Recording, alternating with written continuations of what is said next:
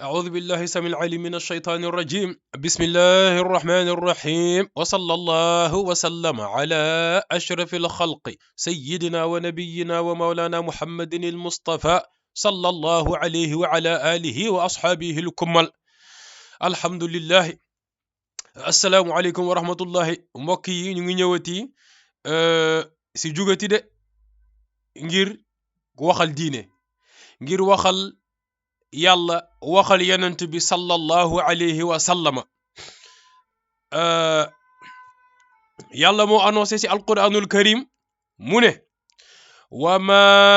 aateekum rasulu fa xuduuhu wa ma naheekum anhu fantahu. yàlla nee na wa ma aateekum lépp lu leen yonent bi dikke, wa ma aateekum lépp lu leen yonent bi digal, wa ma aateekum lépp lu leen yonent bi sant, wa ma aateekum lépp lu leen yonent bi jàngal, fa xuduuhu na ngeen ko moqal ba mu dëgër këj, fa xuduuhu na ngeen ko gëm ba mu dëgër këj, fa xuduuhu na ngeen si jàpp, fa xuduuhu na ngeen ko jàngale, fa xuduuhu na ngeen ko jox seeni njaboot, fa xuduuhu na ngeen ko xamal seeni taalibe, fa xuduuhu na ngeen ko tasaare seen biir. wa ma naheekum anhu lépp lu leen yonent bi tere, fépp fu mu leen defal ay frein, stop, taxaw leen kiif kaaf, bu ko jege, bu ko jéggi, bu ko jéem a jegewu. fantahu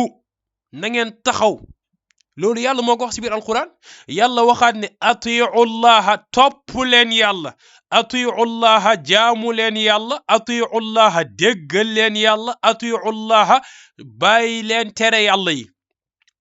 mais question Mbacké Sakho, est-ce que yàlla ñëw na wax ak kenn si ñun si noppam yii mu ko bindee, ñëw ne la toppal yàlla, jaamul yàlla?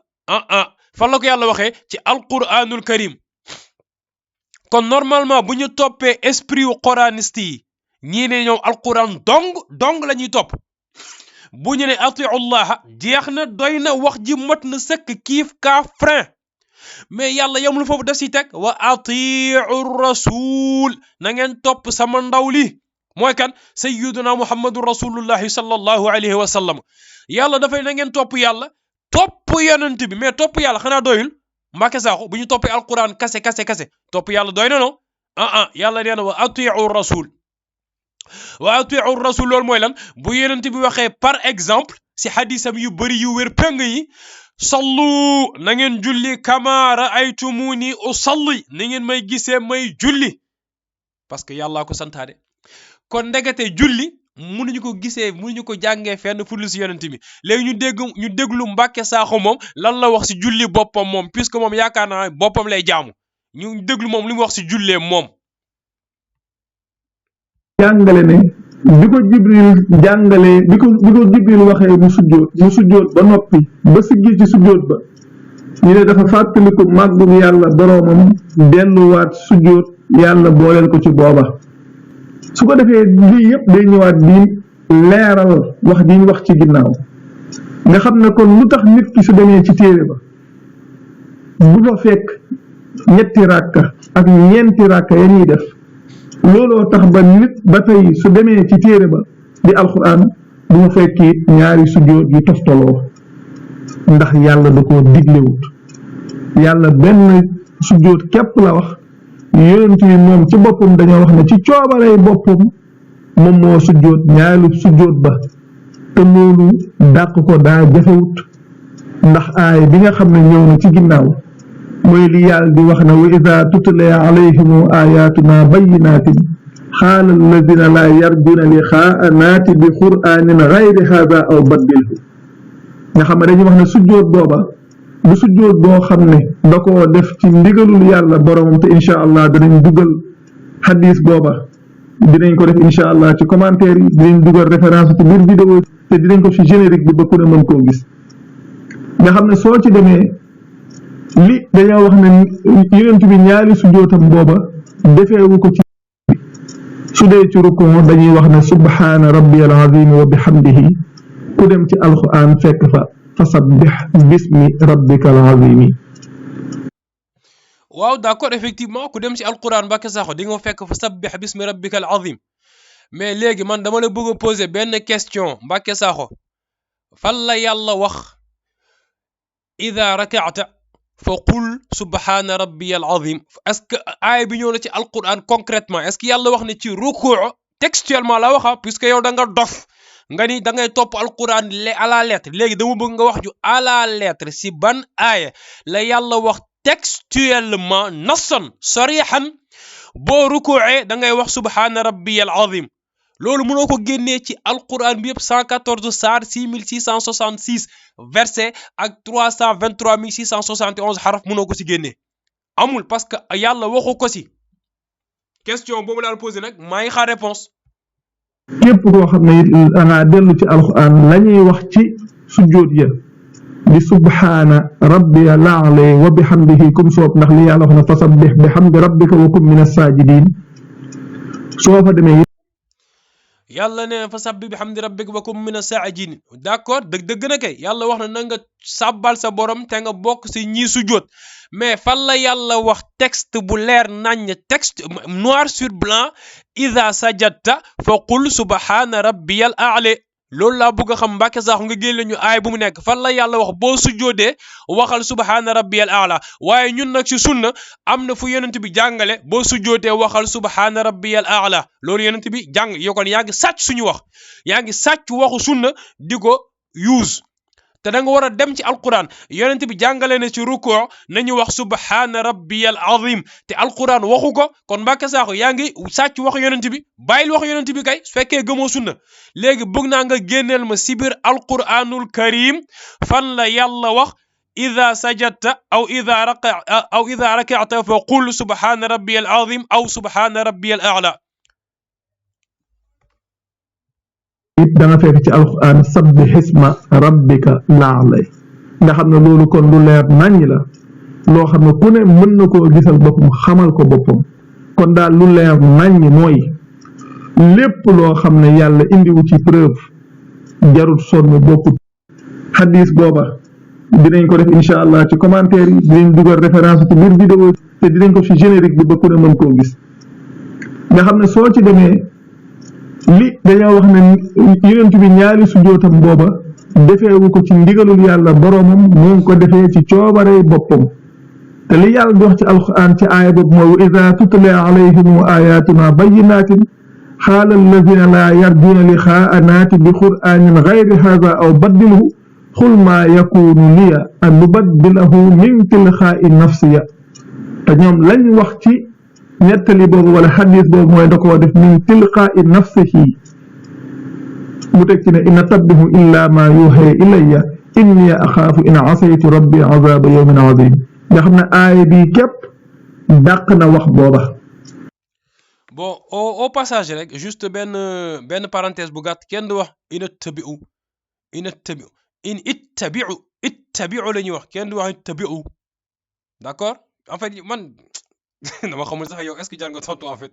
yow koo xam ne mënoo jàng alxuraan lu tax nit ñi waxee yow dama xamul est-ce que yow nit ku lay déglu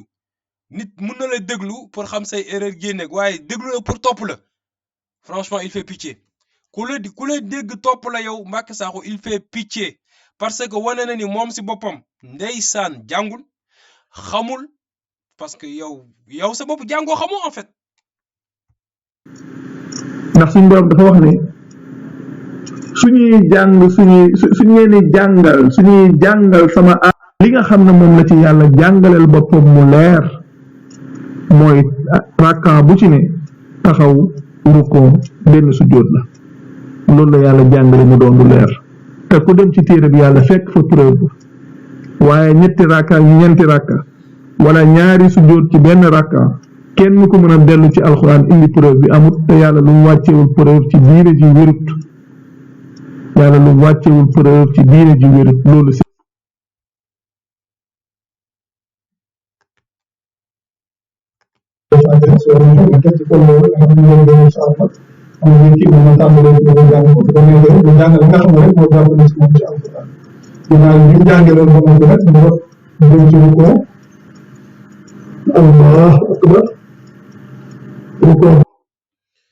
Mbàkke Sakho kon yow yaa waxal sa bopp ni bu nit du rukoo day wax allahu akbar léegi fan la nekk si biir alquran dama bëgg nga wax ma fan la yàlla wax si alquran idha raka'ta fa qul allahu akbar.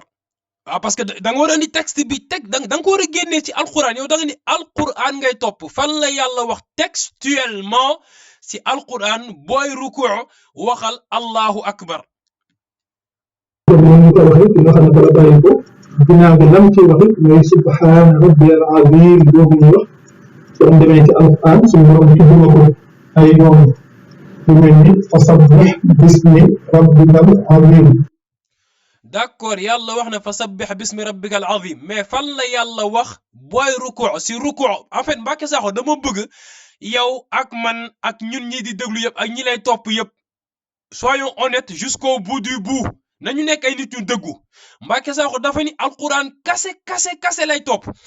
mais te moom léegi dama koy laaj dama koy poser question wala ku ko bëgg a dimbali tamit mun nga répondre ci question bi. fan la yàlla tudd ci alquranul karim ouvertement textuellement noir sur blanc boo rukuu'ee da ngay wax subhana rabbiyal azim? Pourquoi pas subhana rabbiyal a'la? Pourquoi pas subhana rabbiyal a'la? Pourquoi lu tax si ruko doo wax subhana rabbiyal a'la ngay wax subhana rabbiyal azim? Précision boobu kan moo ko joxe? fan la nekk ci alquran? mais ñun nag boo demee ci sunna téere sunna yi yonent bi sayyiduna muhammadu rasulullahi xayru xalqillahi sallallahu alayhi wa sallam jàngale ne ni que boo rukuu'ee da ngay wax subhana rabbiyal azim. mu jàngale ne boo sujjoodee da ngay wax subhana rabbiyal a'la. fasabbih bismi rabbikal azim ci la su koy wax ne ko jëmale ci boppam subhana rabbiyal azim الله أكبر سبحان ربي العظيم الله أكبر الله أكبر وسمع الله لمن حمده. ma amaat beneen question Mbacké Sakho fan la yàlla wax booy ruku' ak booy siggi si ruku' qul allahu akbar? fan la yàlla wax idha raka'ta fa qul allahu akbar wa idha rafa'ta min ar-ruku'i fa qul allahu akbar? fan la yàlla wax booy ruku' waxal allahu akbar booy siggi si ruku' waxal allahu akbar? maa ngi xaar aay bi nga génnee ko. amul interprétation amul taawil amul ne amul naa, dañ lay topp si sa esprit yow sa logique la ñuy topp. kon yow sa logique mooy alquran dong wax ñu si alquran dong fan la yàlla wax booy siggi si ruku' da ngay wax allahu akbar booy ruku' da ngay wax allahu akbar? te gis naa la ngay jël sa ñaari loxo yi di ko teg sa dënn. loolu mooy li ñu woowee al qabdu fi salaati. qabdu mooy da ngay tegle sa ñaari loxo yi. am na tamit lu ñu woowee sadlu. qabdu mooy nga tegle ñaari loxo yi comme ni ko ibaadu yi di defee, wala sadlu wala nga ni irsal mooy nga bàyyi sa ñaari loxo yi nga bañ koo qabdu. léegi Mbacké Sakho dama la bëgg a laaj fan la yàlla wax ci alquranul karim ida qumta ila salaati na nga def qabdul yadayni? loolu laa bëgg a xam fan la ko yàlla wax. fan la yàlla wax booy julli da ngay def qabdu? dama bëgg nga génne ma ko textuellement ci alquran. boo ko amul kon ñu xam ni tu es un menteur, tu es un la hawla wala quwwata illa billah. rabbana wa lakal hamdu yàlla wàccee ci kër lii daal day wane jàmm loolu wax li yàlla digle man ko digle ci loolu la wax nit ki nag suy fekkee ne day jëfat loolu la gën mooy moom li wax sax daal mooy li jëfe kenn ko mën a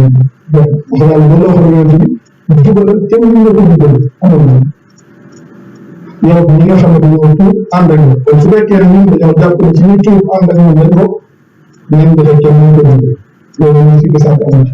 nga xam ne léegi suñu defee noonu nag suñu ko wax subhaana rabbiyal azim wax allahu akbar. position bii rek moom laa lay laaj Mbacké Sakho, position bi nga taxawee nii taxaw qabdu say loxo fan la nekk ci alquran? dama bëgg nga génne ma aaya bi. te boo ko génnewul kon Mbacké Sakho nga xam ni yow nekkoo nit ku dëggu. ñi lay topp it nañu ubbi seen xel yi ubbi seen xol yi xam ni que boo génnewul preuve lii nii ci alquran ñu xam ni kon yow li ngay wax taxawul. dañ la war a bàyyi ne la fa ñukk ni yàq bu naqari dem seeti sunna topp yonent bi sallallahu alayhi wa sallam. Parce que aussi c'est trop facile en fait de vouloir dire qu'on suit le Coran uniquement et qu'on est incapable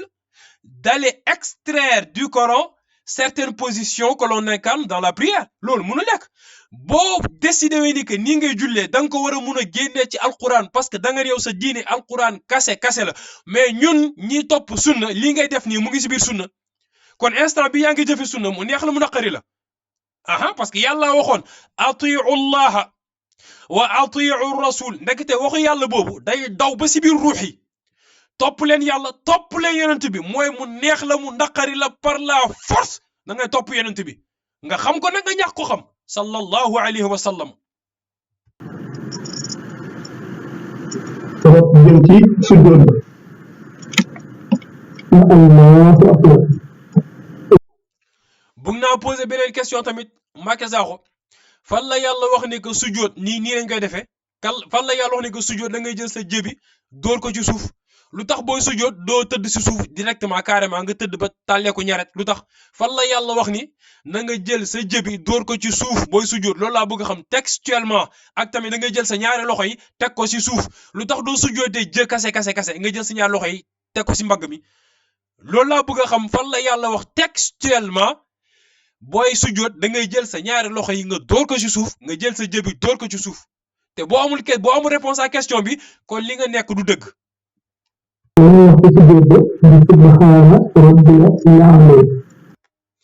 question fan la yàlla waxaat ci alquran aussi boo sujjoodee ida sajadta fa qul subhana rabbiyal a'la lu tax si sujjood doo wax subhana rabbiyal azim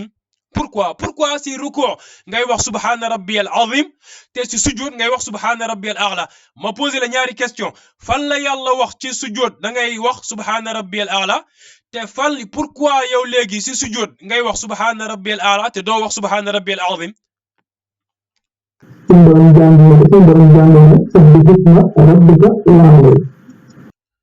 d'accord yàlla wax na sabbih isma rabbikal a'la mais est-ce que yàlla wax na fi sujjoodi fa sabbih bismi rabbikal a'la est-ce que yàlla wax na fi sujjood wala fi ruku'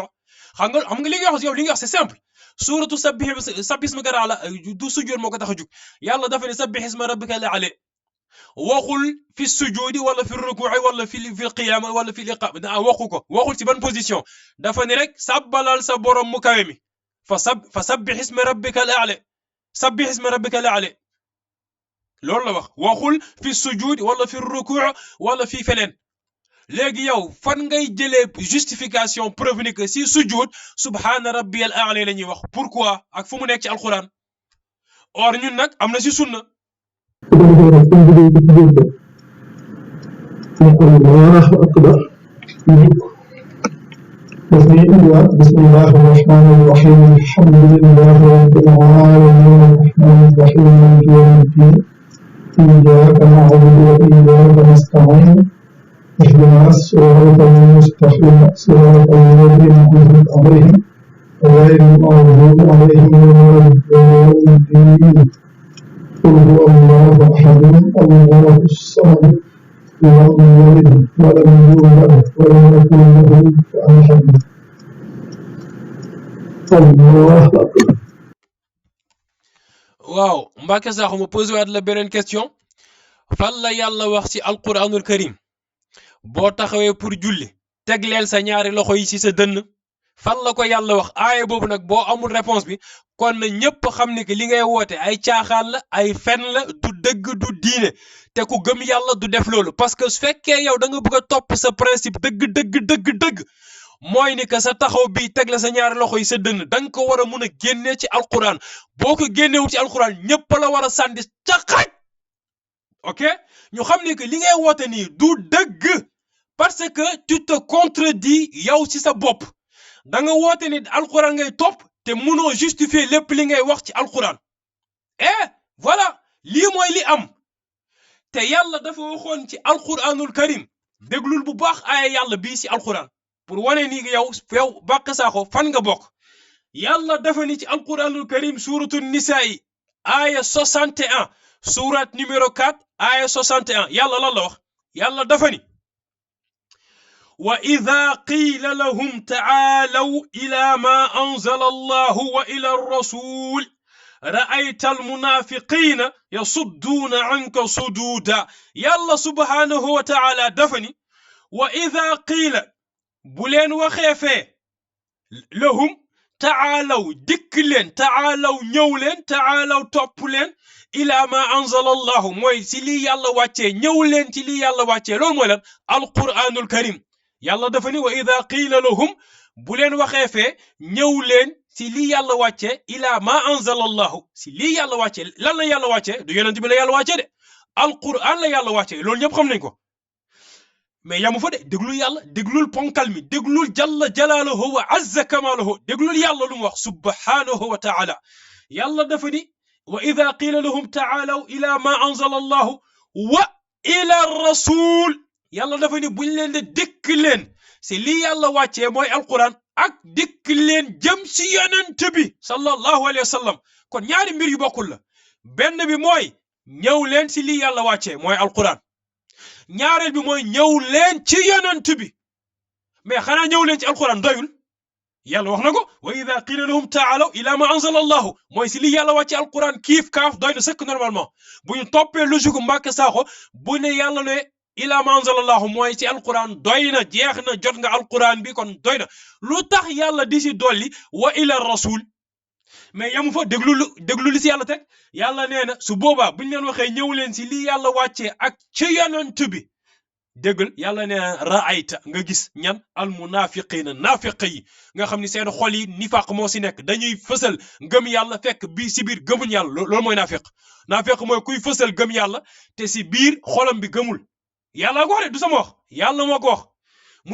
mu ne raaytal munafiqina nga gis nafiq yi yasudduuna anka ñu daw la walis yow yonent bi sallallahu alayhi wasallam sori la bëgguñu la topp bëgguñu la déggal yasudduuna anka kaaf bi fu muy dellu si yonent bi sallallahu alayhi wasallam yasudduuna an man anka yow rasulullahi sallallahu alayhi wasallam yasudduuna anka suduuda da ngay gis naafiq yi dañ lay sori bu fekkee si jamono yonent bi la naafiq yi buñ leen waxee ñu dem si yonent bi dañuy bañ su fekkee après moom la nag naafiq yi buñ leen waxee topp leen sunna dañuy bañ parce que waxu yàlla du teggeeku de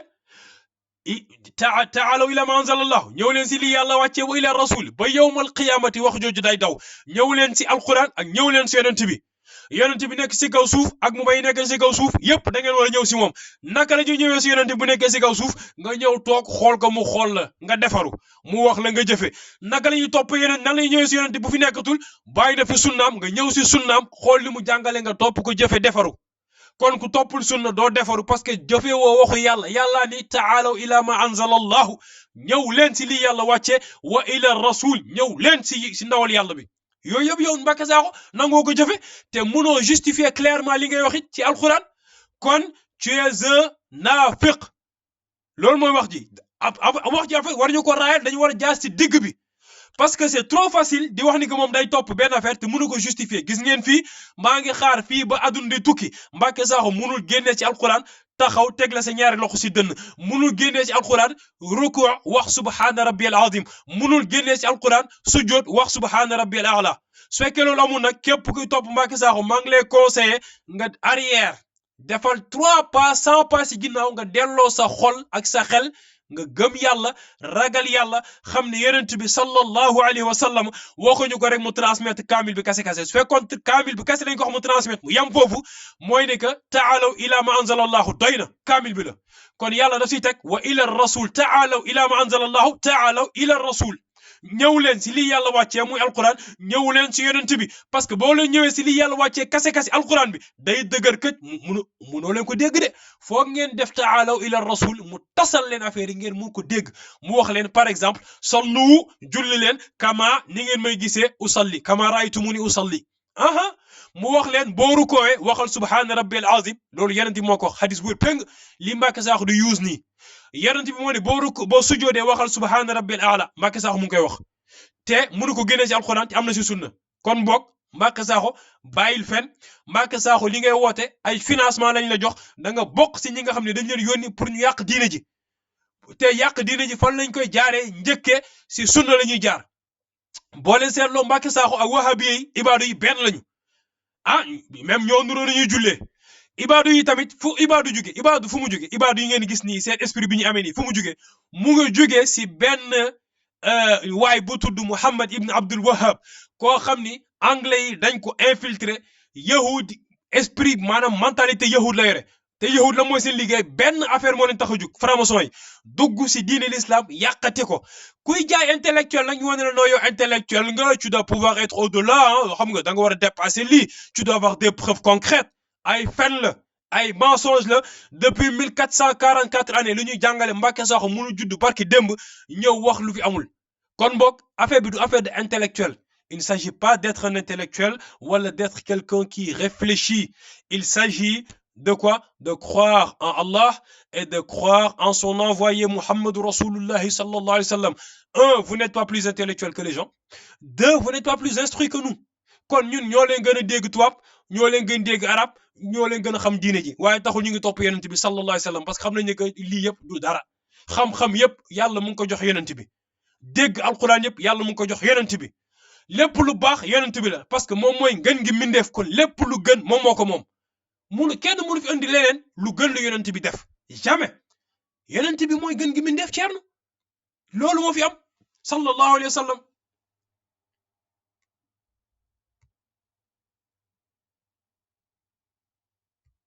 sikki saaka amu ci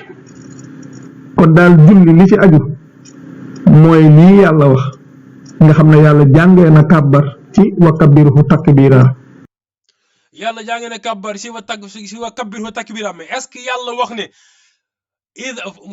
yàlla wax ne ida qumta ila solati fa kabbirhu takbira est-ce que yàlla wax na loolu est-ce que yàlla wax ne boo jugee taxaw di julli kabaral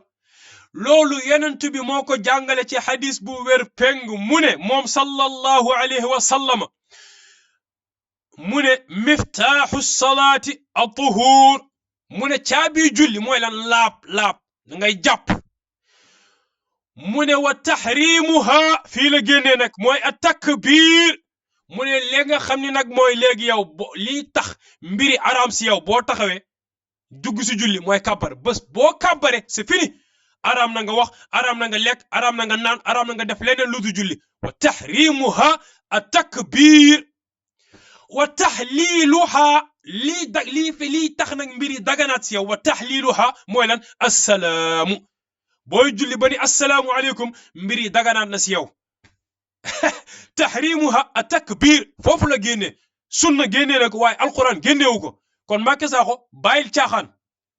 voilà lii mooy li am assalaamu aleykum wa rahmatullahi taala wa barakatuhu